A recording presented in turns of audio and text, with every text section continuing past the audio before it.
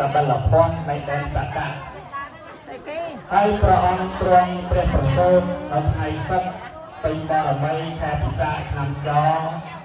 នៅក្នុងឧទ្យានលំពិនី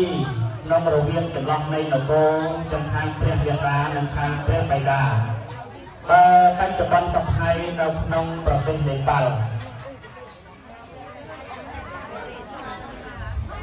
ព្រះសិទ្ធត្ថកុមារបានសម្រេចចិត្តសាងព្រះភ្នោះនៅថ្ងៃប្រហោះខែអាសាឍក្នុងព្រះជន្ម29ព្រះវស្សាបន្ទាប់អំពីការឃើញនៅនិមិត្តទាំង4ប្រការគឺការកាត់ចាស់គឺស្លាប់និងភេទបព្វជិតហើយព្រះអង្គបានបំពេញនៅទុក្ករកិរិយាអស់ចំនួន6ព្រះវស្សាទើបបានព្រះអង្គបានត្រាស់ដឹងនៅអនុត្តរសម្មាសម្ពុទ្ធញ្ញាណនៅក្នុងថ្ងៃពុទ្ធពេញបរមីខែពិសា